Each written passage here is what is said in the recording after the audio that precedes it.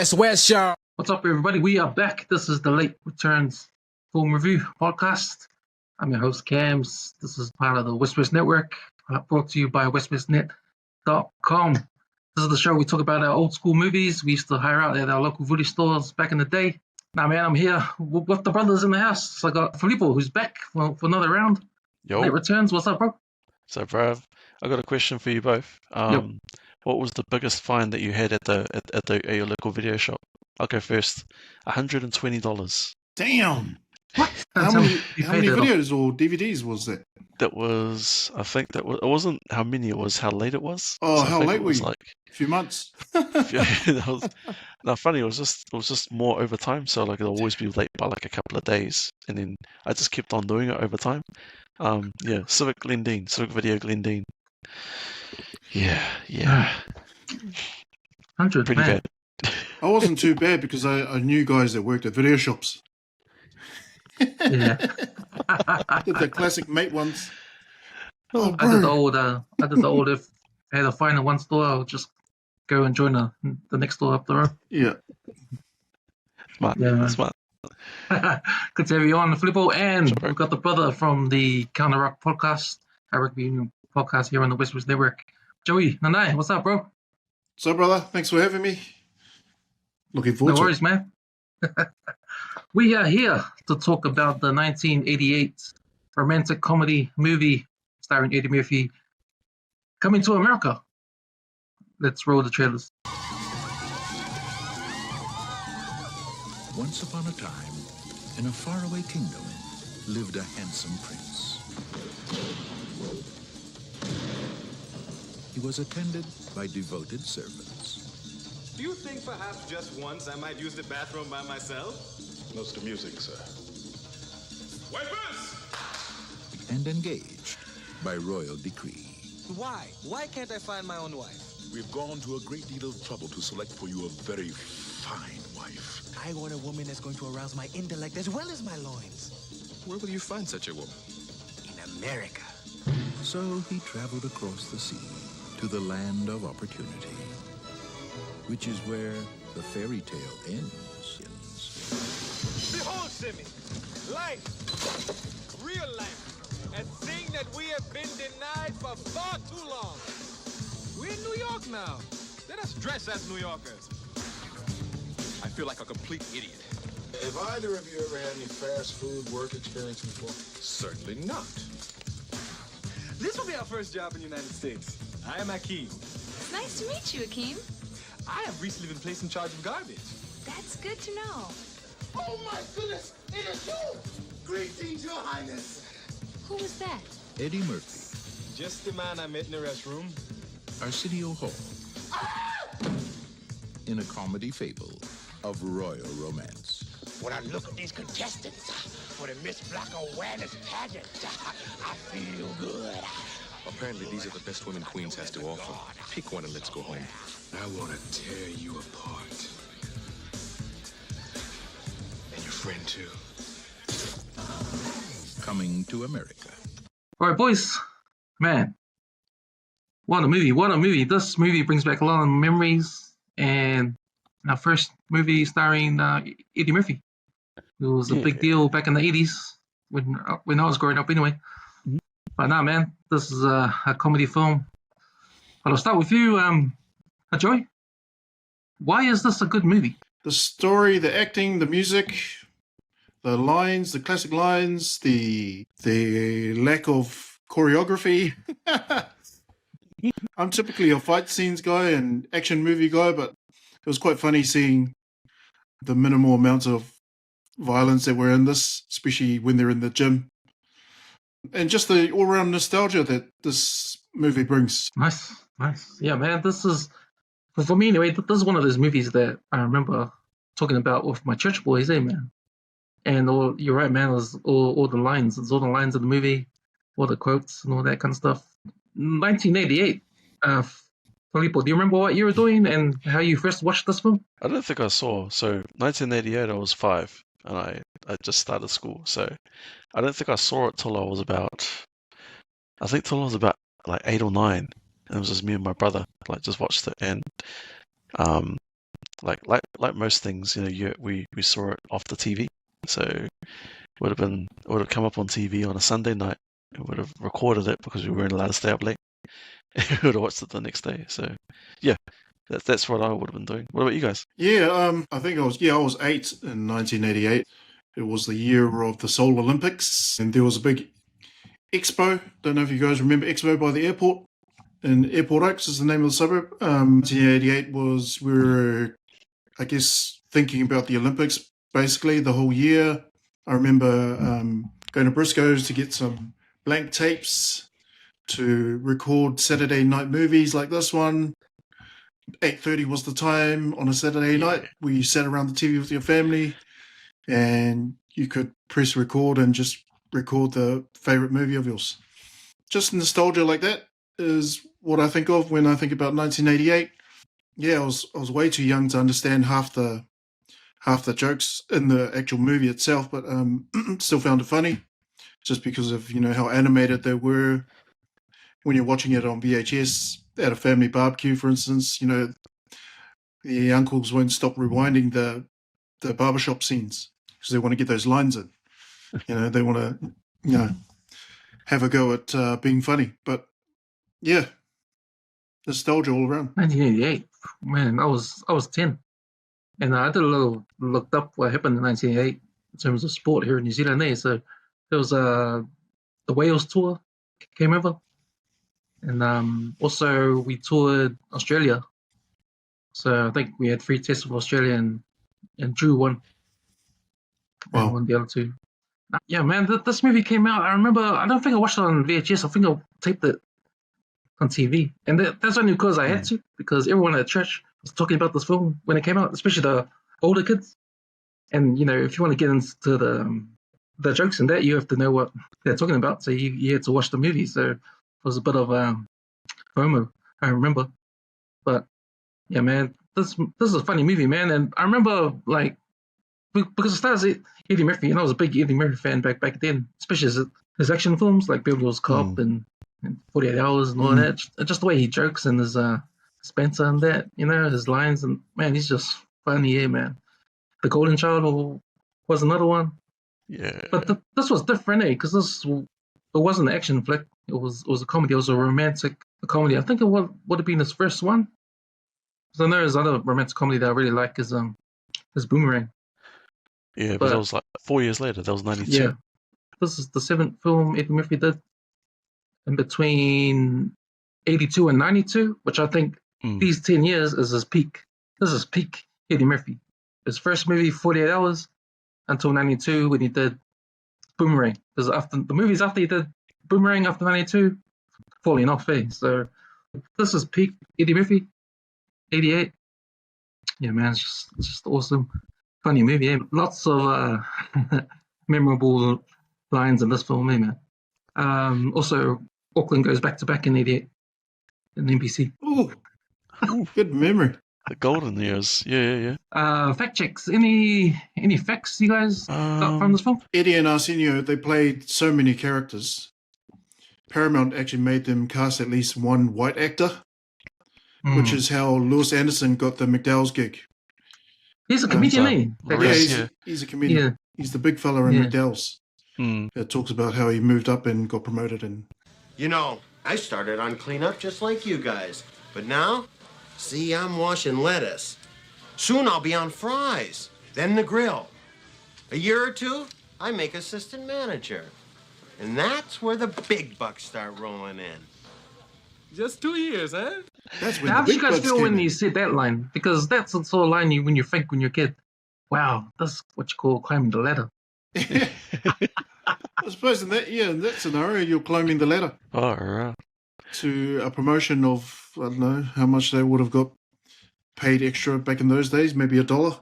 Yeah. I wonder if they picked Louis Anderson because he's a fellow comedian. They from, doing some of those notes. And some of those notes, just reading off off IMDb, he was specifically chosen by Arsenio and Eddie because they had a good relationship. That's the only reason why. Otherwise, that entire cast would have been blackwashed. Yeah. True that. How about you, Filipo? Yeah, just all of those places. So McDowell's restaurant, obviously not a real restaurant, but it was actually built inside a Wendy's on location in Queens.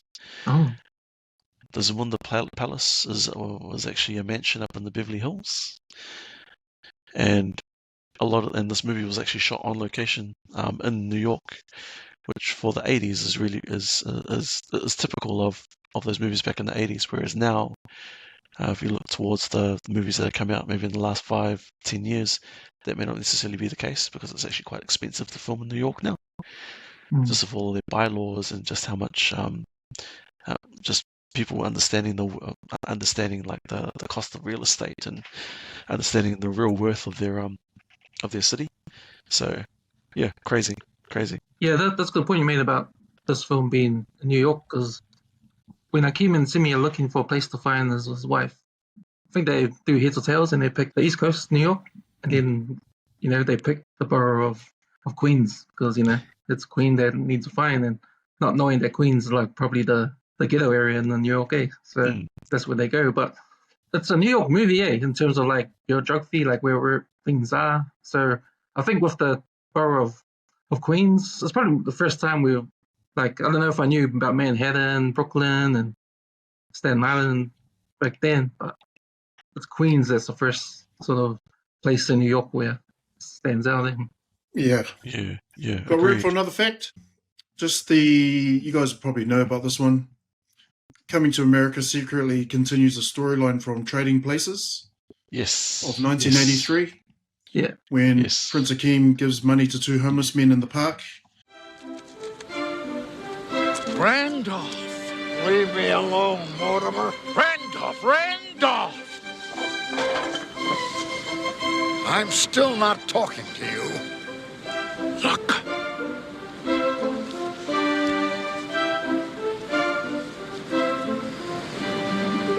Mortimer, we're back. They turn out to be the Duke brothers, Randolph and Mortimer. Yeah. From Trading Places, 1983. So Eddie Murphy's character in the film Akeem helped ruin them. Oh, well, and his character in Trading Places helped ruin them, and they fell off. So in Coming to America, he helps them get back on their feet. It's basically a cinematic universe. Nice. Before Marvel made it cool, right? So, yeah, gives him a whole big wad of cash, and then they come later in the movie and thank him through the window, making him look good in front of his date Lisa. Yeah. I thought that was quite clever. Yeah, it was. Funny fact, and that was only because realized of that like 5 years ago when I last watched it. Oh, who those guys were? Yeah. I think it it was also the director's way of bringing them back into the movies because they really fell off in real life as actors. They weren't getting parts, so it was kind of a resurrection for their careers. Let's talk about some of these actors. So, Eddie Murphy. What does Eddie Murphy mean for you as a kid or during the 80s, Filipo? I think for me, Eddie Murphy is that staple funny guy. He had like a unique. He wasn't afraid to talk the way you hear the way that he talks. It's quite high pitched, and it's like he's that. To me, he has that unique comedy, and I think it stuck with me for a very, very long time. The way that he crafts a lot of his gags and his jokes throughout all his movies. What was it? Yeah, and Coming to America is probably like I reckon like a crown jewel in his comedy, because if you can imagine it, it's about a black man coming from overseas into Queens, and people think that he's just he literally is a foreigner in New York, and he's trying to what was it? How do I put it? He's literally an alien in New York. He looks at everybody around them, but he's not like everyone around him. I guess that's the main thing. It's just all of those like misconceptions about culture and like perception of what is rich and what isn't, and yeah, it's real cool. I really like that about him. So yeah, when it comes to like I said, Eddie Murphy, he's sort of like my guy for that for I guess for that period of movies and comedy in general. What about you, Jay? Yeah, for me, I just appreciate that the man had range. Obviously, in this movie, he was Prince Akeem, he was Randy Watson, he was the old Jewish guy, he was the barber.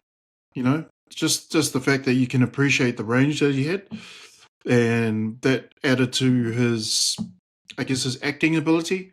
We all know that he's got ability as a comedian, and he's one of the greatest of all time when it comes to comedy. But just his acting range was showcased in this particular movie, and I enjoyed the different voices that he and Arsenio put on, who also had range as well. Yeah, Eddie Murphy was a star, and especially back in the 80s. And man, when you think of his stand-up comedies, it was Raw, and what was the other one? Delirious. Yeah, like that kind of comedy, and his wisecracking, his Mhm. fast talking, try to get his way out of any situation. Mhm. Like his character Axel Foley on Beverly Cop is, to me, is like his number one performance, right? And that, to me, that is Eddie Murphy to a T. Like, because it's similar to his character on just a guy that can talk his way out of anything. Mm. And Con that's the man, way he eh? does it. He's just really funny. He can imitate other voices. He can, man, I love it when he imitates white people. So funny, man. Like he does it a few times in his stand up. That That's just restaurant not- scene, I think, is underrated. The one where he turns into a fuffer. Yeah. Turns into Victor's gay lover. Yeah, that's right. That's right. And yeah, just all that kind of stuff. Hey, like he's just so funny. He does it again on Golden Child. Like he's a smart ass, and he can really make fun of other people. Mm. And it's just funny when he plays those parts. He doesn't really do it here in Coming to America. He plays an African guy, and he has to fit the part, you know. And I think that's why he plays these other characters, and like the barbershop guy, because he can do his Axel Foley kind of thing, you know, It's that like talking comedic shit and all release that. You for know, him, he eh? can do all that kind of stuff, playing other characters in that film. Mm. So as Akeem, like he's not, he's not. That's probably a character he hasn't played before because he has to make up a different accent.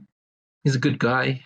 He doesn't talk his way out of anything. Like, you know, he's just a normal guy, yeah, man. But even though he's a king and all that, I mean, a prince. But no, man, for me, man, Eddie Murphy, man, he's a star to me in the 80s, man.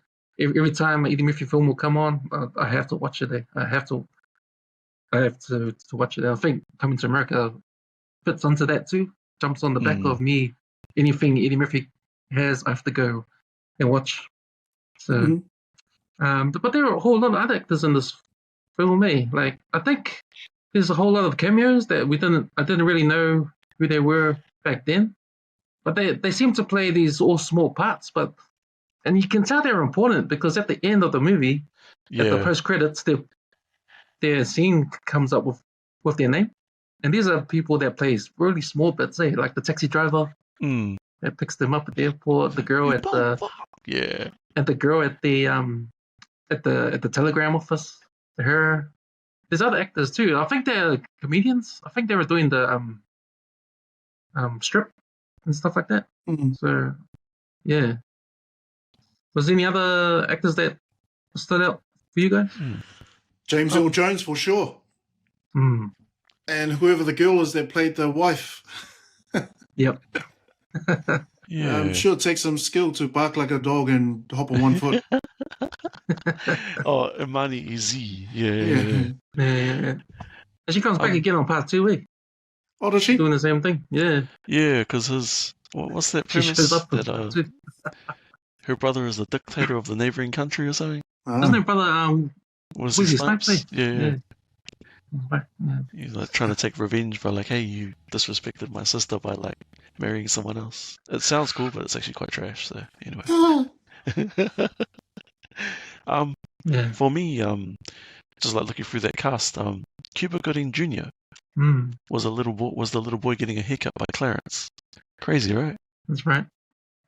There was a scene that they cut out that didn't make the final cut, and he actually doesn't pay for his haircut. So Clarence teaches him a lesson and shaves a spot on his head. I think it was just more Eddie and Arsenio's alter egos, all of them. all of the alter egos throughout the entire movie. So there was Clarence the barber, like Joe was saying, the old Jewish man. Those two were the ones that stood out for me because they just it's crazy that he was having a like if you think about it, he had to pull off both parts by himself. So imagine trying to carry out an arguing with yourself by yourself. And the amount of like acting chops you need to be able to pull off a conversation by yourself, holding two parts of it. Yeah, you may have been arguing with someone physically, but then having to evoke that emotion in the response to what you've just said to yourself. Yeah, in my head, that's what sort of pops out. It's like, damn, this guy's good. Yeah. Oh, we've also got to give props to Eric Larcel, Daryl. Yes. Yes. Because he was hella funny. Obviously playing the bad guy in this, but without his role, I think it would have taken away from the comedy aspect, especially the part where he's hitting the dog with the flowers, the part where he's cowering in the corner and then taking the credit for, or saying that he would have helped, but he had a cup of coffee in his hands, things like that, and coming out of the rain all drenched. And Patrice, the sister, comes to his rescue thinking he's the prince, or, thinking whatever. She hit the jackpot, whatever. And of course, a few years later, he's on ER, right? Is it ER he's on? Oh, eh? Yeah, he's on ER. Yeah, that's right. Yeah, he's one of the doctors, eh? Yeah. Chucks, who would have known? He's on another couple of funny movies as well, but one's a bit raunchy. Yeah. So I mentioned before peak Eddie Murphy, eh? So, and this is from 82 to 92. So these are the movies in order: 48 Hours, Trading Places, Beverly Hills Cop, Golden Child, Beverly Hills Cop 2, Eddie Murphy Raw, Coming to America, Harlem Nights, another 48 Hours, and then Boomerang. Oh, Boomerang. Yeah. The feet I fetish. think I stopped at Boomerang because after that you got Beverly Hills Cop 3, Vampire in Brooklyn, Nutty Professor. Yeah. Nutty Professor was my favorite, I reckon, in that era. Probably my favorite soundtrack. I love the Nutty Professor. Even Metro. With what's his face? Who was that Balangi fella? Michael Rappaport. That's his name. Yeah. Where he's trying to teach him, so like Michael Rappaport is like a teaching him lateral thinking. Yeah. The straw in the hostage negotiations. The straw in the bottle, eh? Yeah. Michael Rappaport. He's more of a troll these days on Instagram. Yeah, he is. Yeah. He's got a cool podcast there. Michael Rappaport. I am Michael Rappaport. But that guy, he knows his basketball, that fella. Yeah, big basketball fan. So we already did the movie in the 88, Die Hard, but just a reminder, the highest grossing films of 88, one was Rain Man, then Who Framed Roger Rabbit, Coming to America, number 3, 4, Big, in Twins, Crocodile Dundee 2, Die Hard, Naked Gun. What about Beetlejuice? Cocktail and Beetlejuice number 2. Oh, yeah, Beetlejuice. Crazy. Yeah, I think of all those, Coming to America was the one that brought the cultural source, eh? Mm-hmm. The African dancing and the the lady that introduces Princess Iman. And then you can't tell that joke. Hey, you couldn't tell that joke now, eh? Yeah.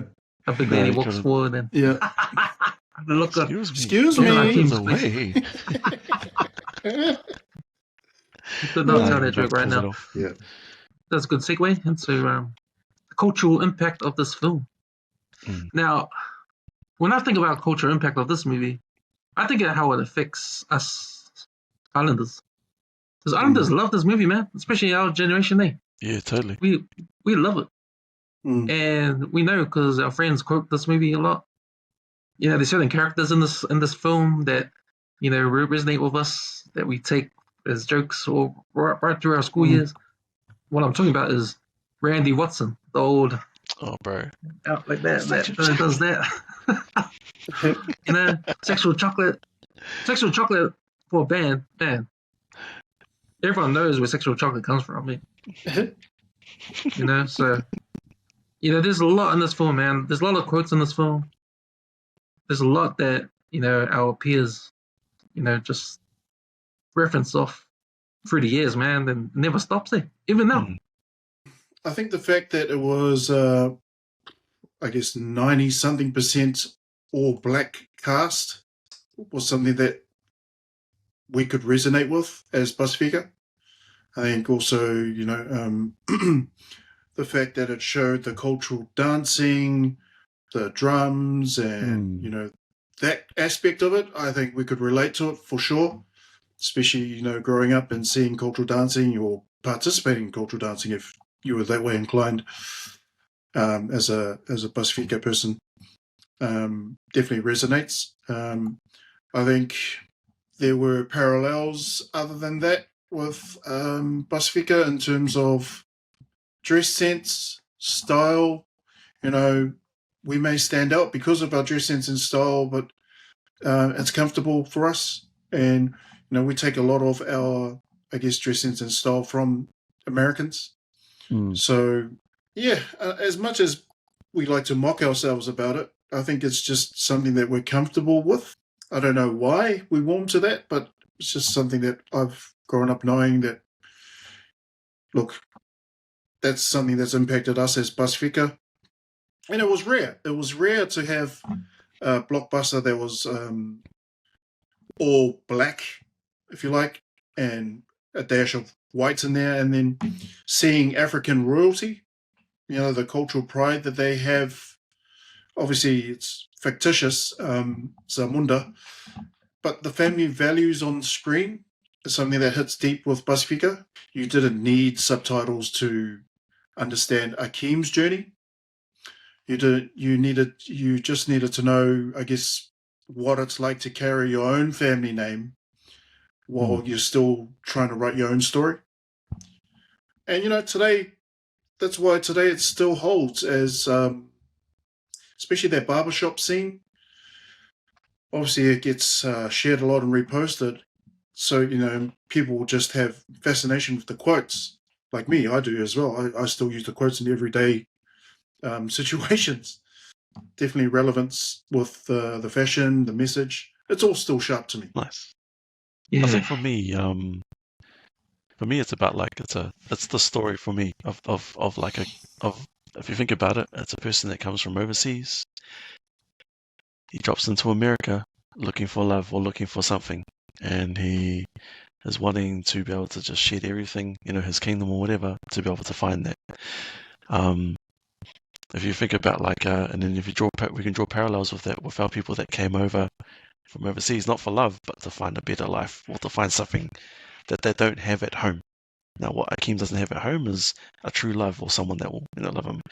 When we came over from the islands, we're looking for something that we didn't have in the islands, whatever that may be, whether it be comforts of something in a new country or whatever that we're chasing.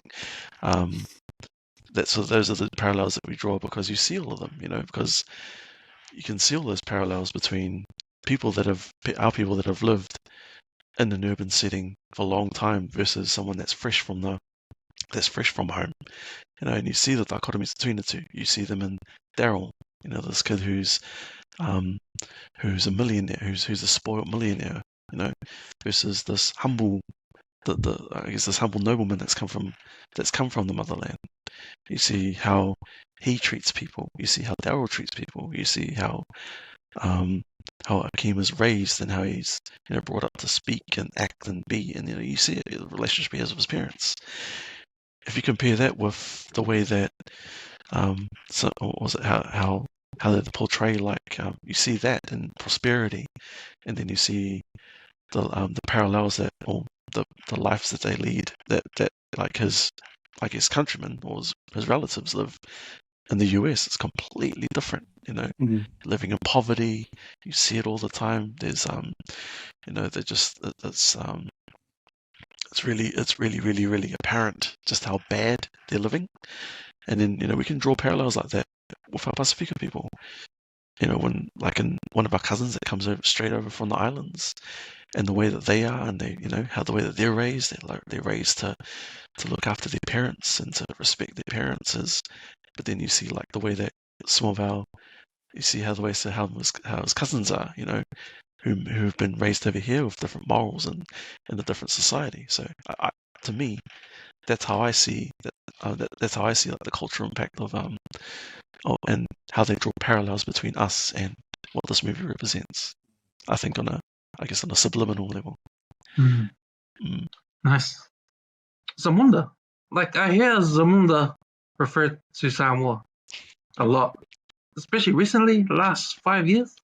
Especially people from Samoa calling Samoa Zamunda. So, man, that's, for me, that's a bit of a cultural impact there. That name is carried through to be referenced as Samoa. So, yeah, that's another one. But, yeah, for me, too, like I said, man, some of these characters, Randy Watson, and even the barbershop talk, like, that's just funny, man, how they're just arguing about boxing, you know, like getting their opinions, their point of views. Who's the best boxer? You know, you can relate to that stuff, you know, and that's what makes it funny, man. So, yeah, just how passionate they are about it too. That's what cracks me up. Yeah, exactly. So, yeah, there's a lot of comedy in this that, you know, we just remember. We talk about it all the time. So, nice, boys. So we get into some categories, right? We'll get into the most iconic scene, right? I'm going to list some, and we can talk about a couple of them. So I've got Akeem's morning routine. I've got the wedding. The morning routine? Yeah, Akeem's morning routine. What does that involve? I've got the actual wedding, bark like a dog scene. The barbershop scenes of Clarence and the boys. The Soul Glow ad. That scene. Yeah. That's another cultural impact thing, that everybody knows about Soul Glow. The church scene, the Reverend and Sexual Chocolate, introduction to Lisa, and putting the money in the offering. The watching St. John's basketball game at Madison Square Garden, I think. It's just the halftime. Yeah. Just the man I met in the restroom. Oh no. We got the robbery with Samuel L. Jackson. Yep. I didn't even know it was him. What? Yeah. Back then, when I was a kid watching it. I didn't know who he was. I never watched those those Spike Lee joints. The two versions. Which versions did you watch? Who the hell is this airhead? Oh, yeah. Who the hell is this motherfucker? So the TVNZ version. Yeah, that version. The dinner party at the McDowell's. Yeah. The grease in the seats. Grease on the seats. The rival of the king and queen, Elisa and Akeem and the train and subway station. That's a good one. Subway station. Yeah. If you're really a prince, I'll marry you. Filipo, start with you. What you seen out of those, or have you got any extra you want to talk about? The church scene. So they all go to church. You know, it's a fundraiser, and one of the things I liked was how Arsenio Hall like just embodies like the typical pastor, the Pentecostal pastor.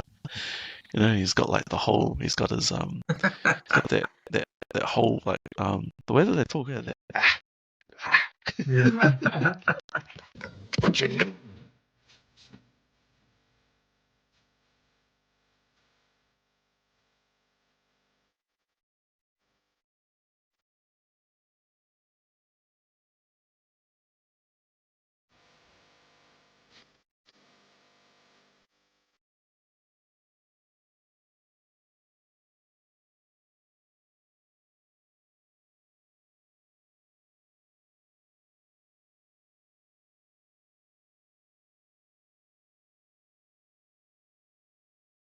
So from there, so it's funny because you have like the pastor that's emceeing this event. You have these models on stage, like in their bikinis, celebrating them in church. Never heard of that before. And then it goes into Randy Watson as singing a song, and it's just how he like the interactions between the two. Zone, Randy Watson, comes on stage. He's like, "That's my pastor. That's my yeah." It's just how they play off each other. Gotta love that. Gotta love that. Even then, you have like the three barbers in there as well, as they're passing around the offering plates. Yeah. When they put this rubbish in there. The chicken boning. The chicken bone. Oh, I thought it was the rubbish. No, put your money in there, fool. Yeah. And I guess what that shows is that, for me anyway, is that like, just like the Pasifika kind of community, the church is probably the one place where you'll see everybody. It's like the one meeting place, just like back in the 70s and 80s here in New Zealand. You'll see the same characters you see out in the community, you'll see together worshipping in church. For me, that sort of stood out. Yeah. Mm. Yeah, the thing I like about that scene is even just before that scene when Akeem and because they just got out of the nightclub. Yeah. And they see Clarence just locking up the shop. Mr. Clarence. Hey, the boys from Africa. How y'all doing this evening? Sir, where can one go to find nice women here? Oh, you got to get out and look. They ain't gonna just fall in your lap. We have been to every bar in Queens. Well, that's where you messed up, son. You can't go to no bar to find a nice woman. You got to go to a nice place, a quiet place like a library. It's a good woman there. And at church, it's good girls. Or this place here, where I'm going tonight, the Black Awareness Rally, it's gonna be some fine women there. Good, clean girls. That's where I'm going, shit. That's why they go to the church. But you're right, man. The whole community's there. The McDowell's are there selling their McDowell's, the burgers on it. And then we see Lisa, and she comes out. She's beautiful to Akeem, and he's like starstruck there, and he puts all the whole cash thing in the offering. What was it, like 10K? Must have been 10K or something. Puts that in the offering, but there's that shot before that when the offering goes past Daryl, and he doesn't bother putting anything in. Yeah, he just goes right past it. Yeah. Then later on, Daryl takes the credit for it. Listen, I want to ask you something. The other day at the rally, somebody stuffed a large amount of cash into one of the collection boxes. You wouldn't happen to know who that was, would you? Well, I thought it was you. you know me. Anything for the kids. Yeah, but my favorite part of that scene is obviously the priest, the preacher. He's dodgy. The preacher, if loving the Lord is wrong, I don't want to be right. I don't want to be right. You up like a biscuit. Yeah, he's a bit of a creepy fella. Then when he introduces sexual chocolate, I decided long ago never to walk in anyone's shadow. If I fail, if I succeed, you can't take away my dignity. Because the greatest love of all inside of me. Yeah. Sexy chocolate.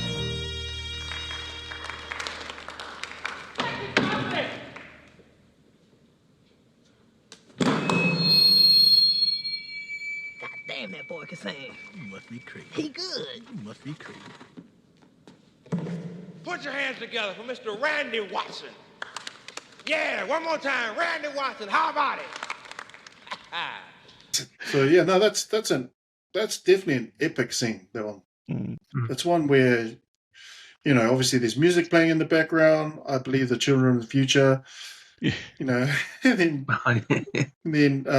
what's her name? Randy Watson comes on, sexual chocolate with his light blue suit, and just he gets no reaction. Yeah, I had a cousin who looked like him. There's no reaction. Yeah, and the way he leaves with the mic drop. Yeah, it's just so awkward. Was that the first mic drop? Yeah. Was that the first ever mic drop, or was he? Yeah. Even when the Reverend tried to get everyone to clap, and no one was Reverend Brown, that's his name. Two or three claps, and it's funny. So for me, the "She's Your Queen to Be" scene. where Oh, Oha right. sings "She's Your Queen to Be." Yeah. I guess the parallel that I draw there is Fear Nights. You know, when someone gets on the mic and does their performance, and they can either go one of two ways: either really, really good, everyone loves them, or no good and everyone's quiet, like Oha, who sings his heart out. But obviously, that's his job. He's got to do that. Mm. Another scene for me was the Akeem yelling, "Good morning, my neighbors." For me, that's similar to every overstayer yelling greetings in the cold, pretending they're not freezing. Yeah. Obviously, the royal bath is an all-time favorite of mine. The royal penis is clean, Your Highness.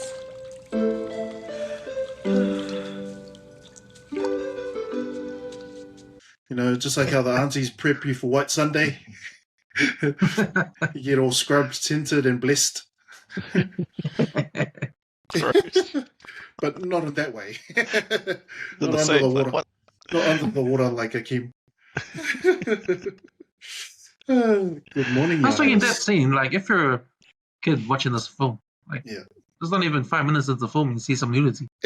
Your parents are turning it off, man. Your parents are turning it off. It's funny, those a couple of those rose bearers became famous later on in their careers. One was on the Jamie Foxx show. The dancer or?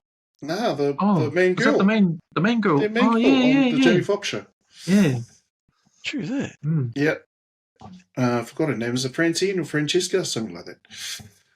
And one of the other rose bearers, she's on something else as well. But they all seem to start somewhere. Eh? Even the taxi driver that says "you dumb fuck," he was on infomercials. He was Body by Jake. Right. Body by Jake infomercials. Back when Suzanne Paul was doing her infomercials. Around that same time, Body by Jake. And that's what I mean. This movie, and that's what I mean about this movie. It sprinkles all these cameos of these actors or comedians that are known for something somewhere else. Just on that, she's Your Queen when Nina got the girl walking down the crowd. Personal story. Me and my older brother, we love this movie. So my older brother, Papa, and we always joked around about like, okay, if one of us gets married, that should be the song that your bride walks down there. So then he got married. It didn't happen. And then when I got married, I jokingly told the DJ, like, oh, it'll be cool if you could pull this one off. And then this was like a couple of weeks before the wedding. And then like it didn't happen during the bridal march, but at the reception, I was just sitting there. I could hear this. She's your queen. Yeah. What the hell is going on here? I turn back at the DJ, and the DJ's like cracking up laughing. That's awesome. That's awesome. Where'd you get married, by the way? Out in Pukekohe at a scout camp. They had like an outdoor, an outdoor area and stuff. It was mean. See, that's an iconic song. I would say it is. It would be an iconic song. It is. I mean, Soul Glow. It's not been replicated or duplicated. No one's even tried it. No one's tried to do a remake of it. Well, there's references and just the way Oha comes out and does it, you never expect it. He walks out. He's always that straight-faced dude. Yeah. Then he just tilts his head back and sings it there. Like, straight after it, he goes back to straight face. Yeah, that's right. Just turns it off, walks back into line. Yeah. Yeah, but there's references to that song in other songs. In songs. So if you think of Nas, there's a song by Nas called "I Know I Can." And he refers to that song. And that he's talking, I think it's the second verse when he's talking about be what I want to be. Yeah, that's the one. Yeah. Right. I just want to touch on this Akeem morning routine. So that's where we start the film, and it's funny, man. It is funny. It is hilarious. And I never got it when I was a kid. But man, when I watched it a couple of days ago, I was thinking, "Fuck, this is funny, man." I didn't even realize, especially when he's waking up, the band comes, or not the band, the guys of the cellos and the violins. Yeah, but they're just faking it, because it's on the stereo. So there's also, you know how I don't know if you guys notice this, but I tend to notice these kind of things in movies. At the very beginning, when Oha says, "Good morning, Your Highness," and he's still in bed, and he's waking up, stretching, and then the big door swings open. Don't know if you guys noticed. There's someone behind the door opening the door, but you look at the door and it's swinging open, but there's someone behind the door opening. It's just these little things that I noticed, these little bits of detail. So I was thinking, oh, it's an automatic door, but then you see the person behind it. Yeah. This is how royalty is in Africa, or in Zamunda in this case. It's quite hilarious, that opening scene, and you get your royal penis is clean, Your Highness, and then breakfast with the parents, and there's a long ass table, and they're communing with each other with intercom. But the rose bearers, that was the funny thing, yeah. Rose bearers. You are my That son. was funny too. Every time the rose bearers show up in New York, and Clarence say, "Hey, who's gonna clean up all these bloody roses behind you?" Oh, that was one. Off the back of that she's your queen, and he pulls his dad into the side room to have a chat. Is this what happens is that Oha's like, "The guests are waiting, Your Majesty." Let them wait! I'm talking to my son. Come, let's go for a stroll. bro, that's for me. That's like that's an iconic scene because it shows. It's like, no, don't you tell me what to do. This is my kingdom. If they're gonna, I run the show. I'm gonna make them wait. They can wait for all I care. I don't care. This is important. What's happening right now with my son. So for me, that's an iconic scene because it shows just how powerful the king really is. If you compare those Zamunda scenes to the Zamunda scenes in Part 2, man, Part 2 looks small compared to what you see in the first one there. True. You know what I mean? Like the rooms and that, like it's all shot in close proximity. You don't see the big palace. It's not like a big production. Was Part 2 a bit of a letdown? I haven't seen it. Oh, hell yeah. I gave up after 10 minutes. It's a dumb story. Oh, really? Yeah, but it was such a small movie, it wasn't like when you see the Zamunda scenes in Part 1, like, you think it's a palace, eh? Like it feels like a big palace, but when you watch it in Part 2, it's like you're just in a room. Also, sort of like the difference between that and like Fresh Prince of Bel-Air kind of thing. Yeah, that kind of thing. When they talk about this mansion, but it's really just like a tiny ass set. One of my favorite scenes in the movie is the basketball scene when they're at the St. John's College basketball game, and Daryl, he's going to town with Hakeem. He's teasing him, say some mean ass lines in that one, but wearing clothes must be a new experience for you. Are you able to follow the game, Hakeem? Oh, yes. I'm following the game quite well. What kind of games do y'all play in Africa? Chase the monkey? No, we play football. I believe you call it soccer. Oh, yeah, right. Soccer. Well, that's a real cute sport. Especially the way y'all bounce that ball off your heads. Personally, I don't like any sport where you don't use your hands. Yes! Yes! What are you doing? It's just a halftime. Yes, this is my favorite part of the game. Will you excuse me for a moment, please? And he's there, and Lisa, she's not mad, but she's like, oh, what else? Proper douche. Yeah. And at the same time, you got like the little sister getting all handsy. Patrice there trying to get in. Yuck. Yuck, the bloody effort. Then, Akeem's trying hard to fit in, eh? He's trying to copy everybody. He stands up in the face when nothing's happening. Taro goes, "What are you doing? It's halftime." Yeah, that was my favorite scene. Ed, So Glow, Ed. So Glow, everyone knows the song. So Glow. If you were to make So Glow, actual brand now, you've got the marketing already there, eh? True, eh? Yeah. Somebody will sue you, though. If you try to do the exact So Glow thing. Just give it a different name. So what was it for? Was it to relax their hair? Is that what that was for? Make a shrine? Shiny Jerichos. True that. So literally baby oil. Where does that sound familiar?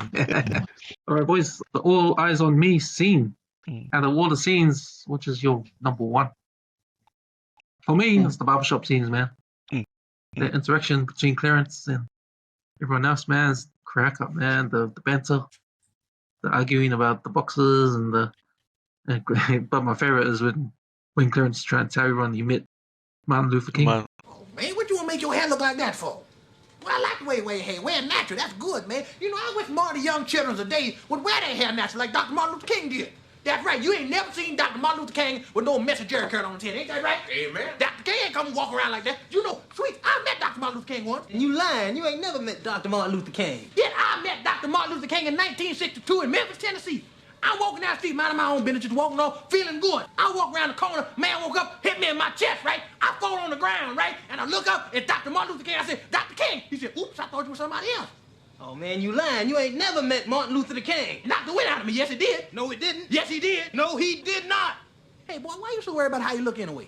Well, I am trying to gain the interest of a certain young lady. Oh man, I think I stand by my favorite scene being just like interaction between Hakeem and his dad, while this entire thing is waiting on them to finish what they're talking about. To be able to for the king to be able to show that yes, he is this ruler of everything, that he provides us, but actually he's still a dad, and he's willing to make time even in the middle of this giant event. It's a really important event. He has political figures, he has esteemed guests, and from all over from that country, yet he's still willing to put them all aside just to have that time with his kid. Like, how many dads do you know? You know that gives like a, to me anyway, that almost gives like a almost like a template on the kind of dad that I want to be, the one that can stop all of this, just push back on things, just so I can have that time, give my kids that time. Yeah, that's what speaks to me. But that's probably why it was so iconic. It's just in that whole the whole quote about like let them wait. You know, I don't care. They can wait. I don't care who's out there. I'm talking with my son. You know? That's what jumps out at me. Yep. He also sleeps with his bathing. He gave the advice to, I know I do. I know I do. And his cheesy grin. Joey, you're all eyes on me scene. This was a tough one for me because I was looking at a couple of scenes. One where Akeem is the hero when he disarms that robber, Samuel L. Jackson's character, with the broomstick, and the lead up to that, the chat leading up to that, where he says, "I've warned you. I'll be forced to thrash you. Please do not, yell obscenities in front of these people." So doing that, and then Semi adding his extras with his "freeze, you diseased rhinoceros pizzle."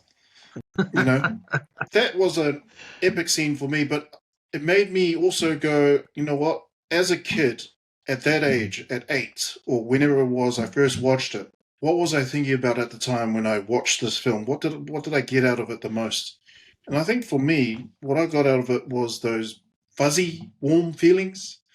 So seeing Lisa on the stage at the pageant, asking for donations, and talking about the kind that jingles, or we like the kind of jingles, but we'd rather have the kind that folds. For me, that moment there where Akeem is so fixated on her that he gives a wad of cash, not knowing how much money he's actually giving, not caring, just wanting to put money into the bowl, but his eyes are so fixated on Lisa. For me, that moment was key, because as a kid at that age, I was just trying to figure out, those warm, fuzzy feelings that you get at school or at youth when you see that girl walking into the hall and you've got a crush on her. Not that I did. Don't want to expose my church like that, but you know what I mean? Like, that. as a kid at that age of 8, 9, 10, you're just thinking about girls. Why? You know, then you see a film like this and you go, okay, this is what I get out of it. There's a really pretty girl and Akeem's looking at her, and I can see myself when I'm older going after a girl like that. Putting a whole lot of cash inside. But I guess you have to choose which guy you're going to be. You're going to be Akeem or Simi. I'm going to be Akeem, the guy who gets the girl. The guy who does whatever it takes to get the girl. Flies halfway across the world to sow his royal oats, but really it's to find the love of his life. When you think of rubbish, think of Akeem. Yeah, exactly. You know, when I think of it, like, I remember my favorite scene back in the day, and it was that nightclub scene. But when I watched that, like, it's classic, eh? When I watched it like 2 days ago, when I watched that nightclub scene, man, that was outdated. I was like, man. I was Joan of Arc in my former life.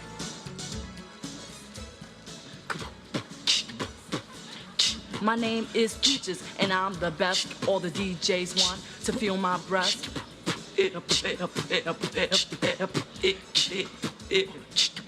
I want to work in videos, but really I want to be my own star in the videos because I want to become a pop singer and a rock singer and write my own songs, produce my own songs. And then I want to try an actress because people tell me how talented I am. I'm a natural and stuff like that. So then I'm going to write my own stories and direct my own stories and, and produce the movies I'm doing. I hope you don't mind me coming over and sitting down. But I've been watching you all evening, and I want to tear you apart. And your friend, too. All right, the Gaia scene. Worst or annoying scene of the movie. You guys had something. Yep. One comes to mind straight away. It was funny, but it was also Gaia. So the one that comes to mind for me is the barking bride scene. Oh, yeah. It just felt like forced culture. Like, being made to sever in front of strangers when all you want to do is eat. You know? When your relatives who you've never met before, and all of a sudden you're being forced by your parents or your aunties and uncles to get up and dance when all you want to do is eat or go play with your cousins. Don't know if you've ever been in that situation before, but I have when I was a kid. What happened? Forced to dance. Oh, yeah. Oh, yeah, the old... Yeah. Oh, mate. Coming to 10 our guests. Oh, bro, come on, man. Bark like a dog. A big dog. Jump on one foot. Whatever kind of music you like. Yeah, the worst. The worst. I think for me, the most annoying scene was the part where he turns around to the little Johnny and goes, "I'm going on a date with Lisa." Oh. The little kids on the stoop. There's two kids and they're giving them the blank stare. Yeah, just what was the use of that scene? Show how cheesy it is. My worst scene was the end. Not the end, but it was kind of end. There was a little joke that was kind of annoying when they just got married and they're going away on the carriage. Oh, yeah. Now Kim goes, "Do you want me to renounce my?" She goes, "Nah." But that "nah" was a bit corny. From now on, I'm no longer the Prince of Zamunda. I renounce my throne. but on the when he's proposing to her on the train, and she throws him back the earrings, and she jumps out. Man, jump out with her.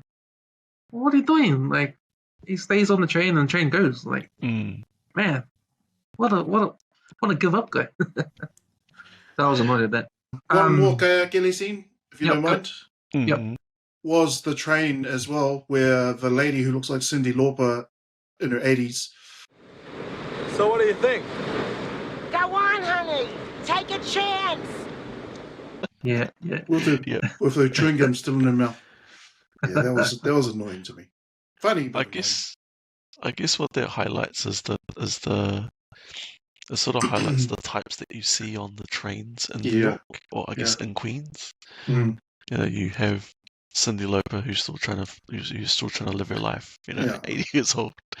You have the old lady that's just trying to get home from the store, and what was it? There were a couple of there was a couple of black dudes there too. Yeah. Mm. They were all like in punk. Was that the one? Yeah. Yeah. So I guess The old it's lady just that he gives the earrings to. yeah. Yeah.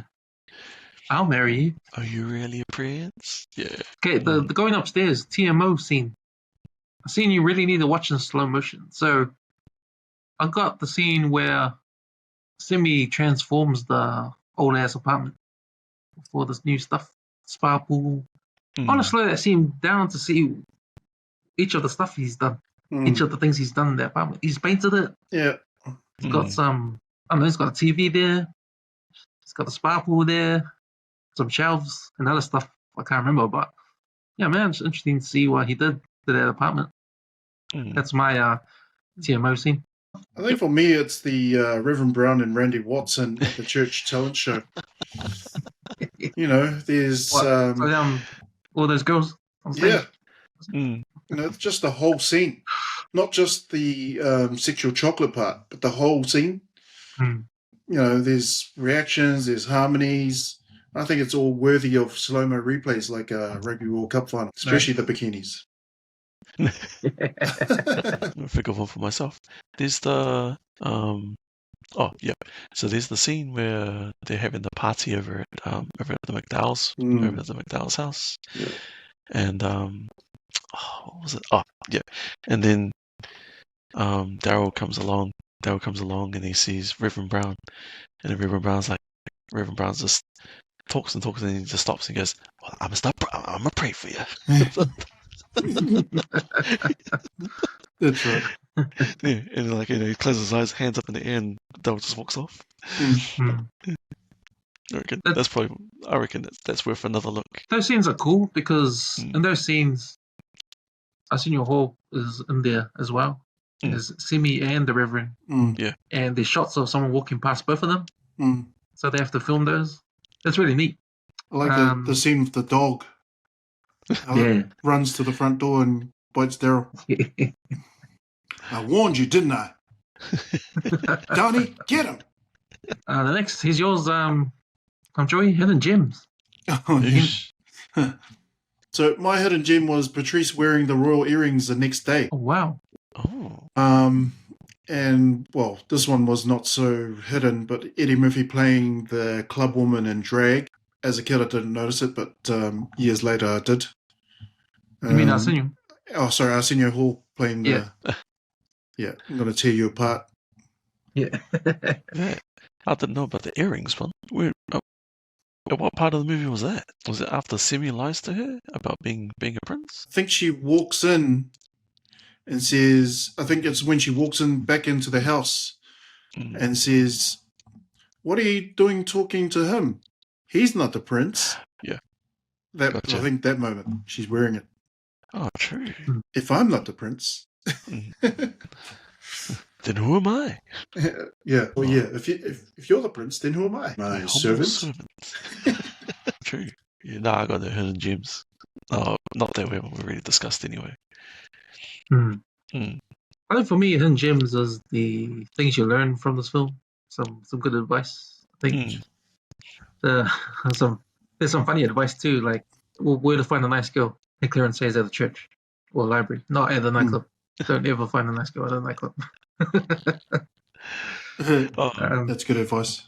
Yeah, I know. It's funny you say that. Another little story. When I lived in Tokelau, I did a lot of work going back and forth between Tokelau and Samoa for just for different things. And like one of the roulette wheels I used to like playing was jumping into when I jump into a taxi to go home or wherever. One of the questions I try and ask is where can I find a nice Samoan girl? Just to see. That's what that reminds me of. Just like, where can I find a nice Samoan girl? This is back in my single days, by the way. And you know, the answer would always be different. So it's like a roulette wheel. Sometimes I'd say, I can just take you to the clubs right now, or you know, how about it? You know, or the usual that they say in the movie. Oh, the library. the church, and one of the things I was ever wondering was that whether I was going to be taken by the taxi driver back to his house and be introduced to his sister or or his daughter or something. It never happened, thank goodness. So that's what that reminds me of. Moving on to Immortals. So, does this movie stand the test of time? Mm. I think some scenes that don't stand up. Ooh. So I think some jokes don't stand up. Some jokes that were funny back then, probably not too funny now.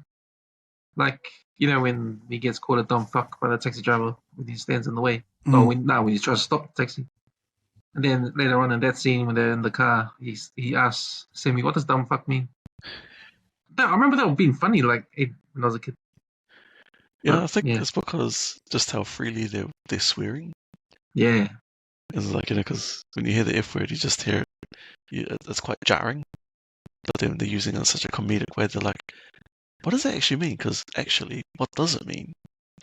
Because when you're a kid, all you know is that it's a swear word, but you don't actually know what the meaning of it is. So I get that.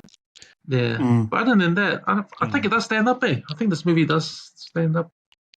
You can probably get away with these jokes that don't, but or some one or two jokes that don't anymore. But yeah, I think in general this movie does.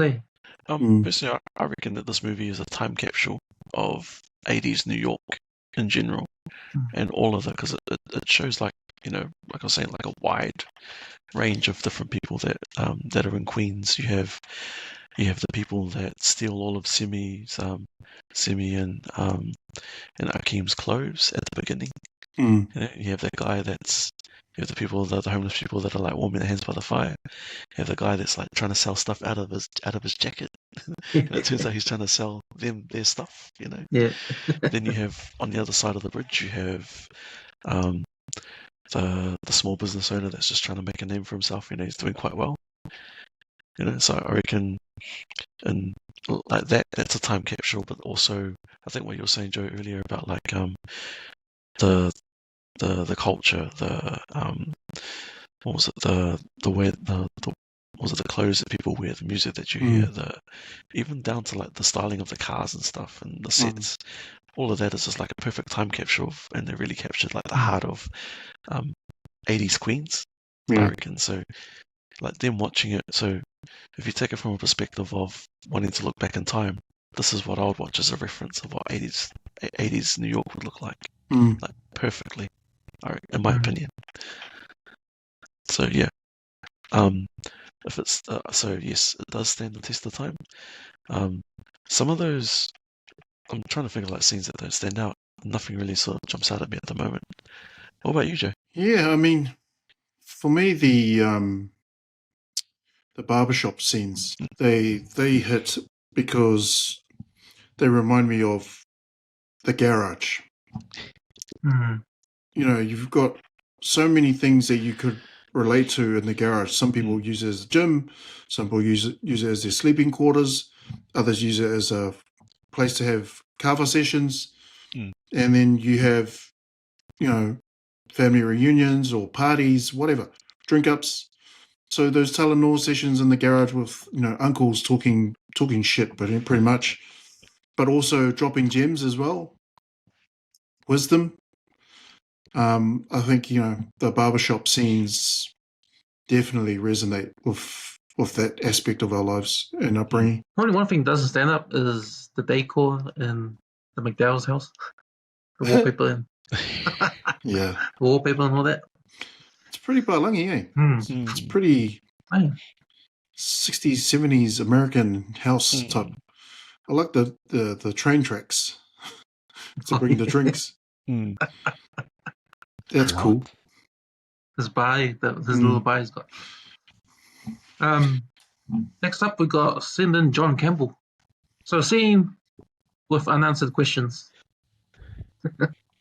Yeah, I want to know what happens to Imani Izzy if it's Lisa that's there waiting for him at the altar. Then what happened to the girl? They just didn't get invited, I guess. But on top of that, I want to know, man, did she really still hopping and barking like a dog all these years? Because she shows up in part 2 doing exactly the same thing. What? In the same clothes. That's for sure. Yeah. In the same clothes too, but she's old. Oh, just a bit older. Same hair. Same dress. Far out. Popping and bucking.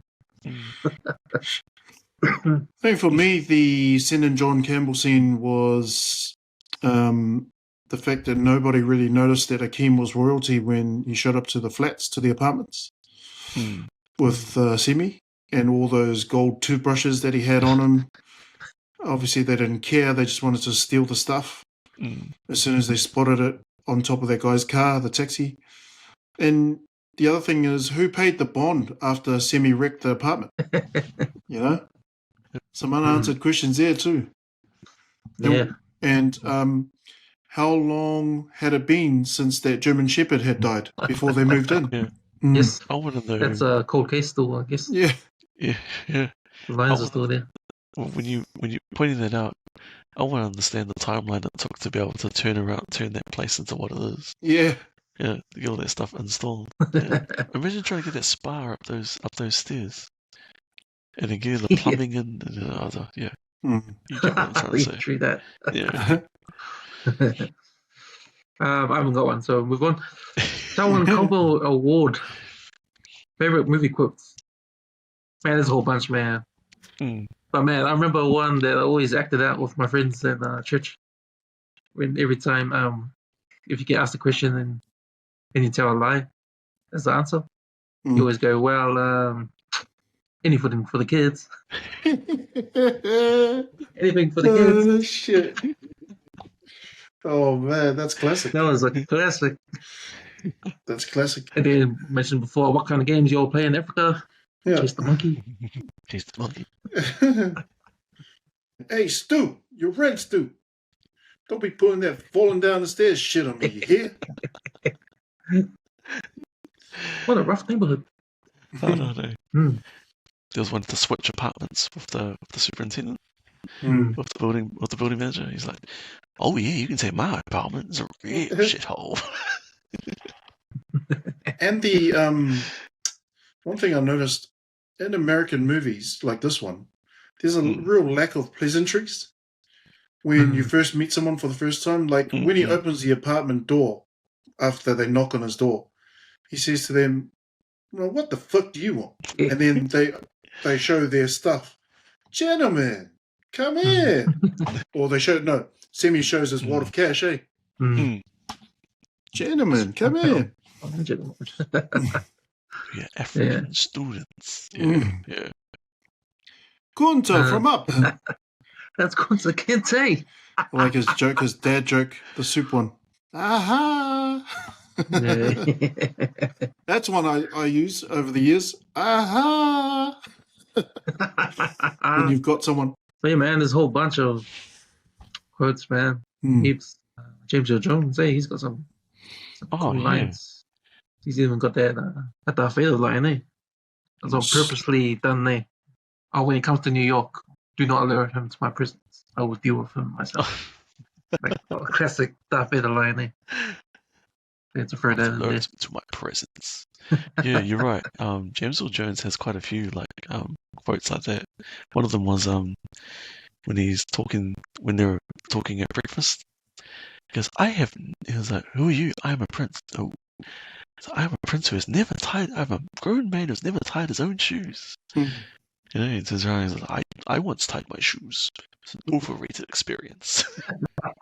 Yeah, your favorite quotes. Next one, we've got Civil Reese Award for the most overacted scene by an actor. I don't know how, you guys might be able to, I don't know how to go past the barking bride. I just think it was overacted. I'm not sure why they put that in there, but I guess it gave that girl a part. Because, I'm guessing she was a model from an agency that they wanted to give an speaking extra part to. True. I was thinking of two of them. So one of them, first one is him singing by himself after the date.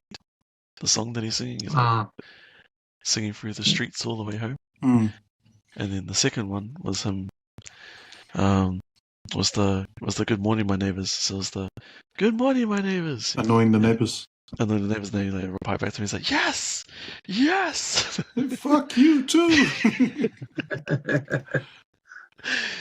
It's just, Wow.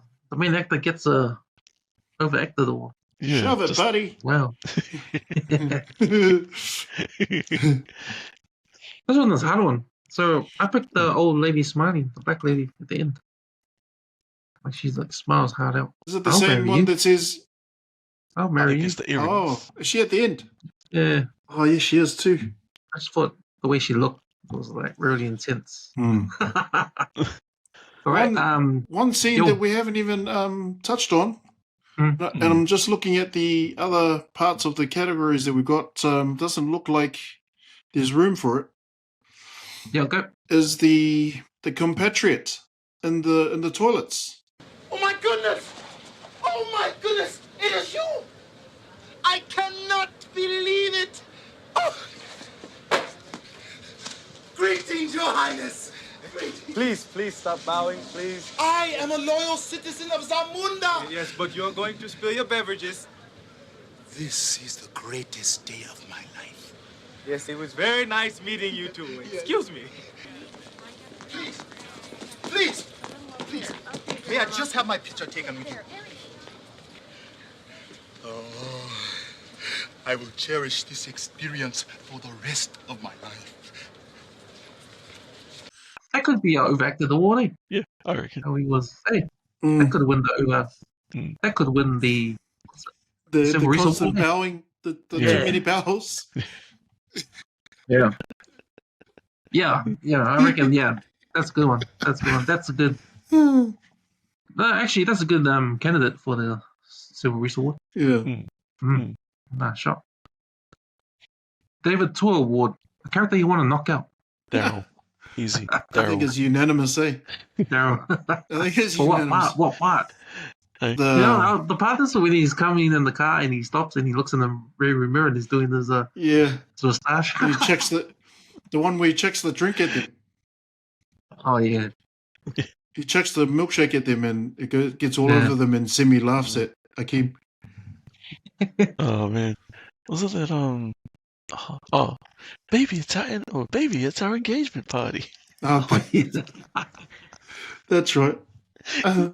That point, yeah. Yeah. Oh.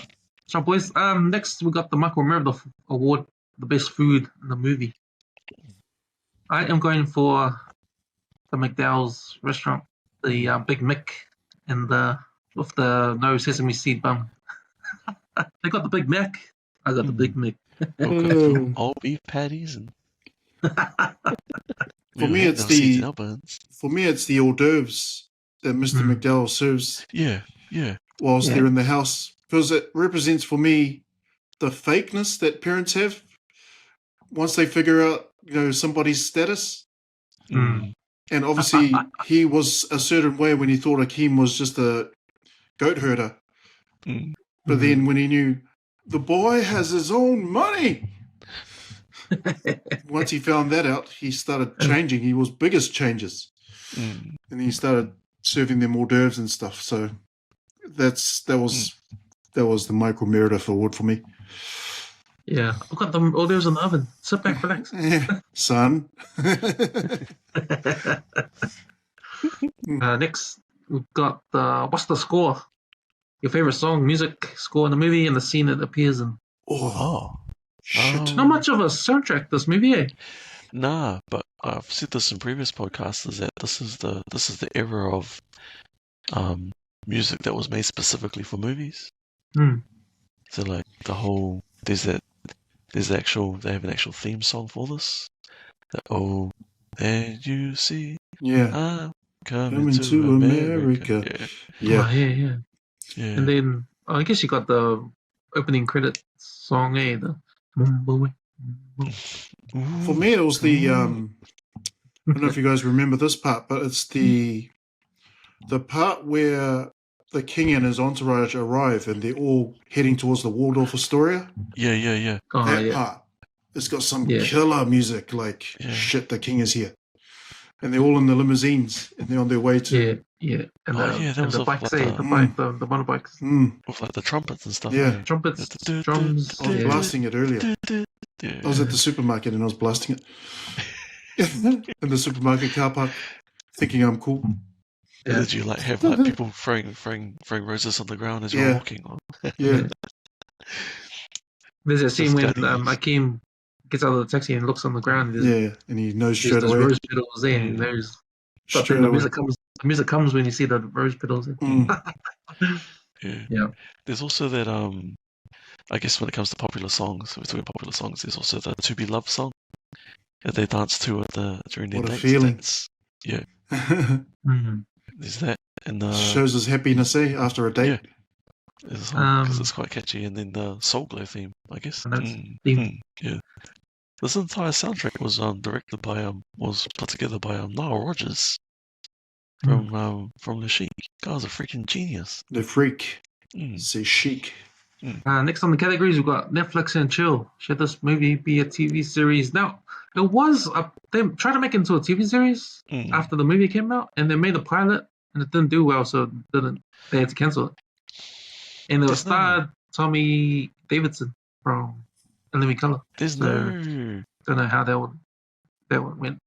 No, I don't see it. I don't see how you could continue that story, or even what is there to explore? I mean, the man got the girl. I guess if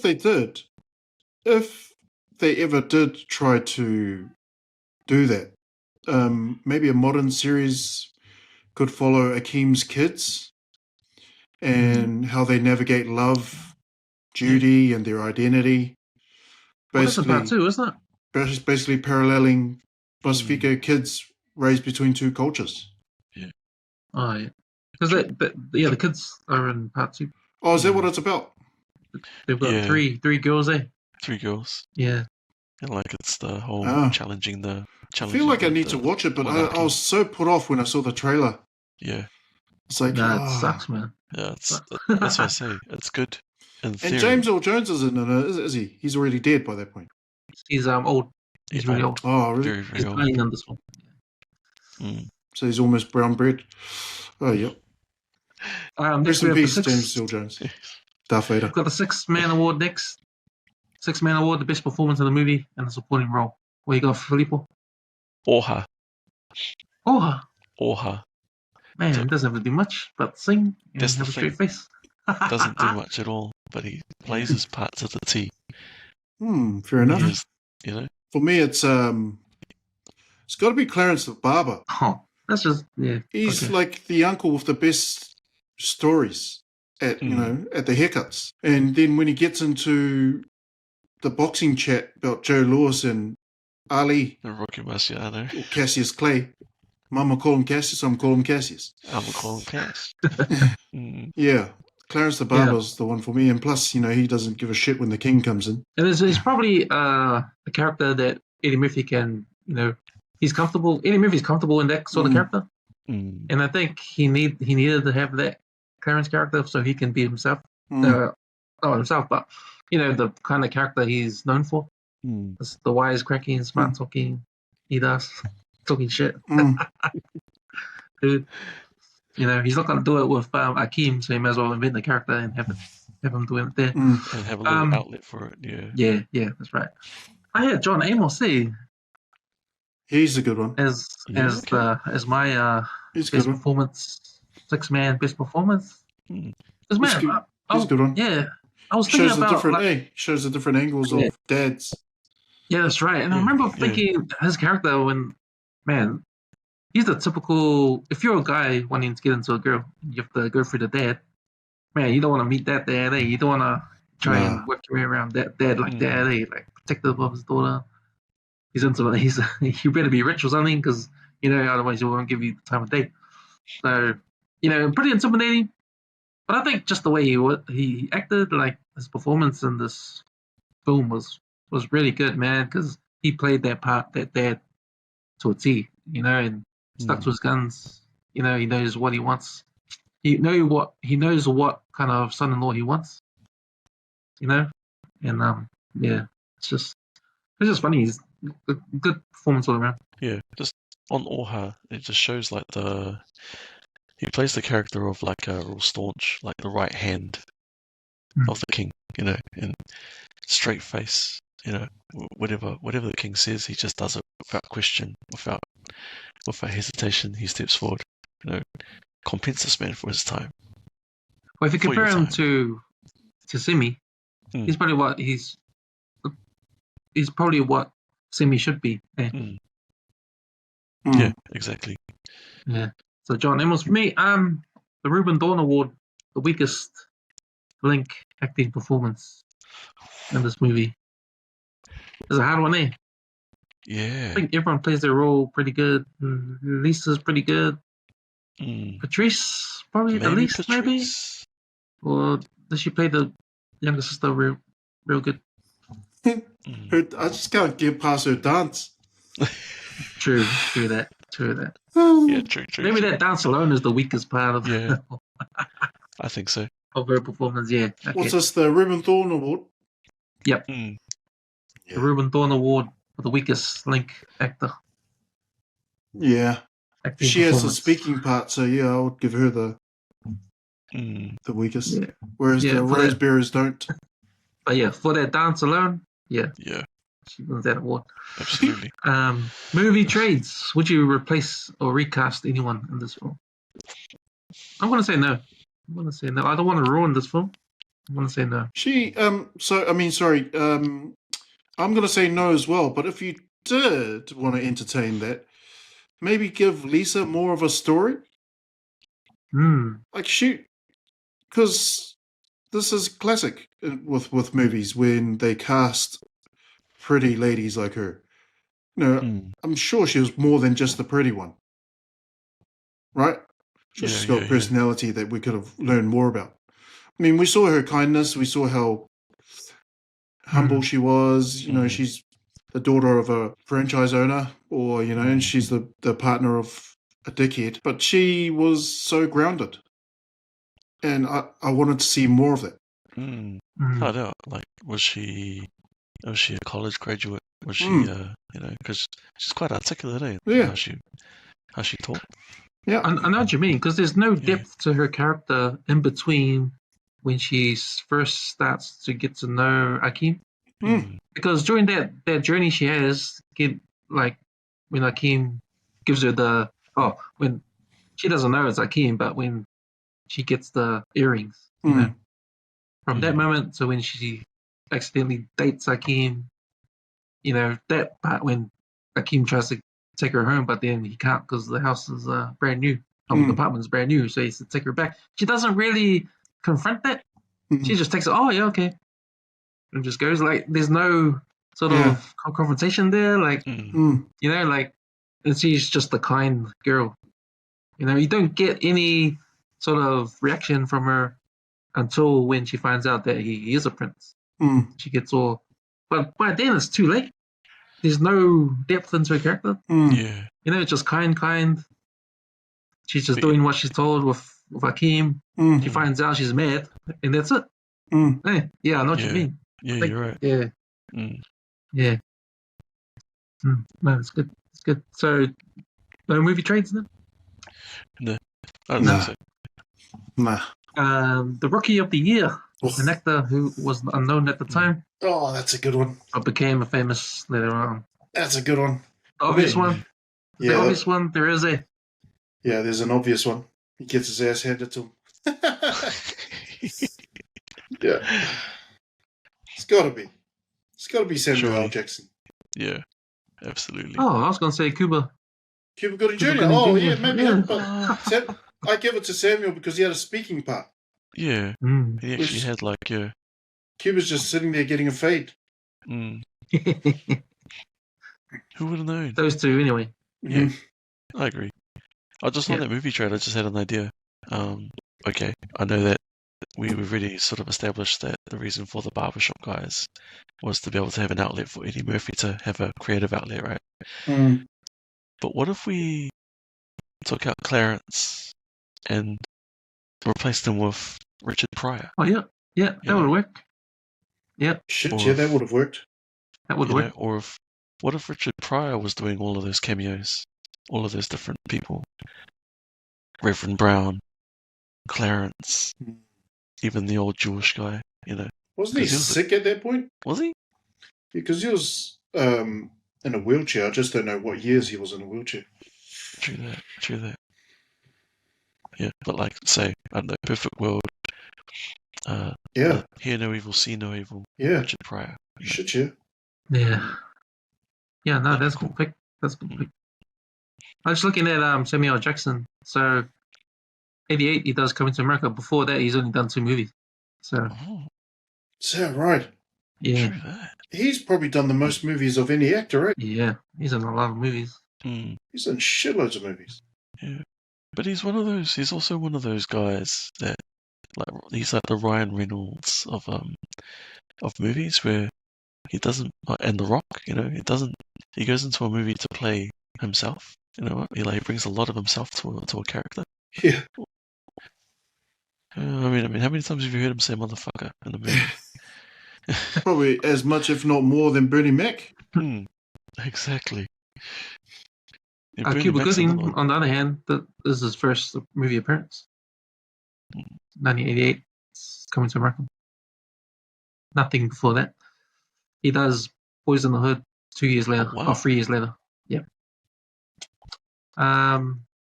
Next, we got the Ma'anono Award. A supporting actor or extra who shows up in multiple films. A that guy.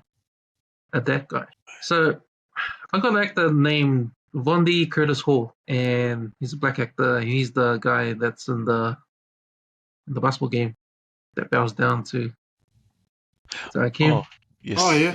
Yes. So he's the bad guy in Die Hard 2. He's that guy, the protest guy in Falling Down that gets arrested. Remember that scene? I think. But I know who you're talking about. There's another movie he's in, but I can't figure out.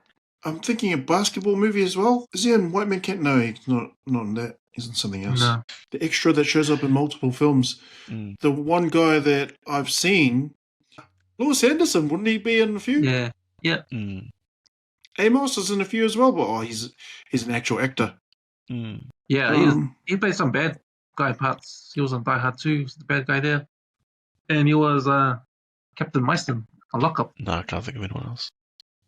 Yeah, I can't think of anyone else who would be an extra other than the Rosebearers. Rosebearers! Next up, we got the Leonardo DiCaprio pointing. So, yeah. I got the, you mentioned it before, Joey, the Mortimer and Randolph, the Duke brothers. Yeah, that would be mine. From Trading Places. They show up here and they're back. We're back. We're back. Yeah, I guess the Pasifika parallel for that would be having a fight with someone, but then having a beer with them after. Oh, yeah. Especially in rugby. When Lisa takes off from Hakim in the train, it's a wide shot and it's looking towards a brick wall. And on the brick wall is a poster. And the poster is a movie called See You Next Wednesday. And it's the first movie John Landis, the director of Coming to America. Oh, that's a good one. Oh, wow. Impressive. The Stephen Crichton intercept. A prop or a piece of clothing you want to take home from the movie. I think that's an easy one. Yeah, for me, it's the lion thing. The sash. The king wears. The lion sash. Yeah. Easily. That'll be mine too. We're to the next Salfati. Oh, yeah. That's a pretty badass line, I think. Yeah. I just took the formal hats that Simi and Hakim wear. I'll just take that. All right. Sky Tower Award for actor in this movie. Is this the best of their whole career? Oh. Of any actor? Damn. Arsenio Hall for sure. Yeah. Yes. Arsenio. You don't see him in any others, do you? No. Has to be. It's not a talk show host, eh? Yeah. It's debatable if it's Eddie Murphy's, but definitely Arsenio's. I don't think it's Eddie Murphy's. No. Yeah, there's a case John Amos might be. Yeah. Number one. John Amos. Yeah. Because this is a lot of acting parts, eh? This one. Yes. Even Lisa's character, Lisa. Yeah.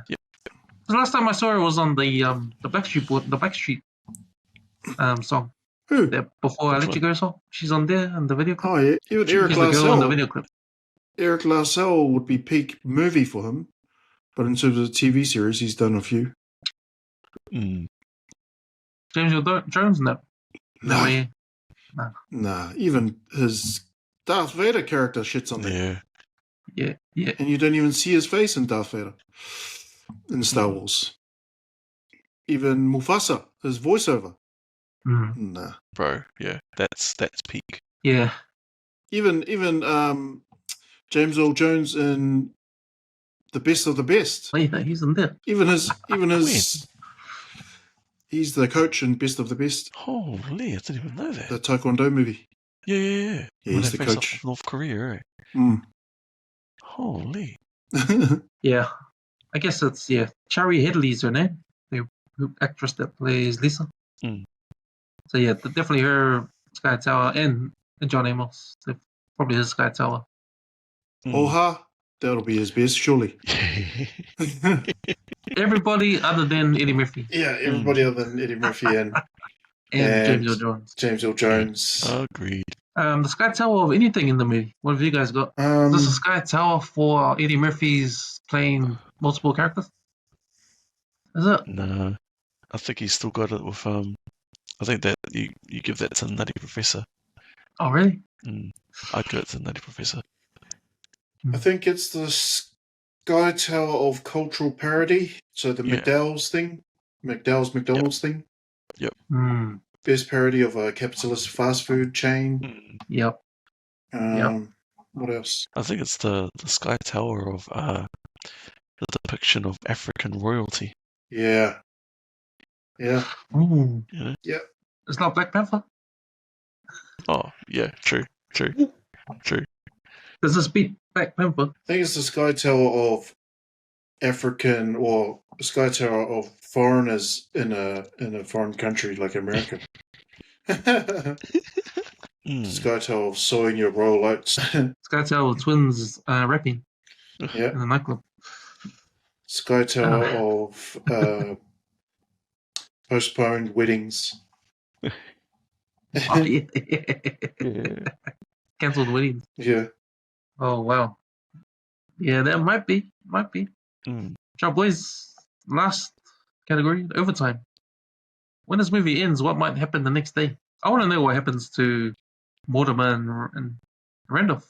How did they use that money to get back where they were before? No, because all those years of hard living on the streets, because that was what, 5 years? They would have been on the streets for 5 years, and just would have been right up those veins, I reckon. Akeem, I guess if you brought it back to New Zealand, Akeem builds a Zamunda embassy in South Auckland. Or Daryl starts selling Soul Glow door to door in Otara. Or even Semi gets a hiding in Ruahat. Gets a rude awakening. Semi doesn't get his manicure. Yeah. Well, we won't know what happens later on because it's part 2. You can watch part 2 and that sucks. So. Rubbish. Absolute rubbish. All right, boys, that's us, man. That's us for coming to America. Don't do some final words. Start with you, Joe. This is a movie that I will hold dear to me for the rest of my life. It's just, I keep coming back to it for the lines, the memories of how I felt watching the movie, the first 100 times I watched it. And I'll keep watching it over, and hopefully my daughter sees the same nostalgia when she watches it, and is able to relate it to her upbringing and what she sees in life with school and, the way she's been raised. But I'm not sure if she will. But it'll be good for her to see how things were for us growing up, watching these types of movies with these types of characters and how we relate to them. Nice. Yeah, I'm on that nostalgia tip. So this is one of the movies that that always remind me of my older brother, because we grew up, we're about 3 years apart, but we always watched it together. We always laughed at it together, the same things. Like, I'm pretty sure like a lot of brothers went back and forth with the different quotes and acted out the different scenes, just for the sake of of just the sheer enjoyment that we got from those scenes. yeah, coming to America will always have a special place. Like you were saying, Joe, yeah, after the 100 times, you still want to watch it another 100 times because it's just that good. And it's just pure enjoyment that you get out of it. So, yeah. Yeah. And I think because we've referenced this movie so many times growing up and talked about it so many times growing up, I think these things stick with you because those are the memories you have with your friends when you talk about this film over the years, right? And you always go back to it. And so when you watch this movie again, it just reminds you of those times. It reminds you of cracking up with your friends about this film. And and that's why it stands the test of time. Because not only brings back memories of the film itself, but it brings back memories with your family and your friends that you shared this film with. And with all the jokes. And it's funny because it's not just us and our friends, it's everyone else. That's like Samoan or Pacific Islander. Like, for some reason, Pacific Islanders love this film. Right? And that's why it stands. Because you can meet another group of friends later on in your life and they enjoy this film too. And everybody knows the words and stuff. So, yeah, this film for me is one of the great comedies, and you'd think it's hard to do it again, to replicate, right? There's something about this film that sticks. And they tried to do part 2 and it didn't work. It's like, it's not even worth watching, and it's a shame because they tried to bring it back and they couldn't. They even used the same actors, right? Oha is back. He's a bit old, but yeah, he's back too. But still, I don't know. But yeah, man, Coming to America is one of the great ones. Let's share this movie again with you guys on the podcast. Thanks for jumping on. Catch you, Joey, on the Counter Rock. And during the week, and Phil. Cheers, Filippo. Cheers, Cam. Sure, Joey. Right, boys. Thank you.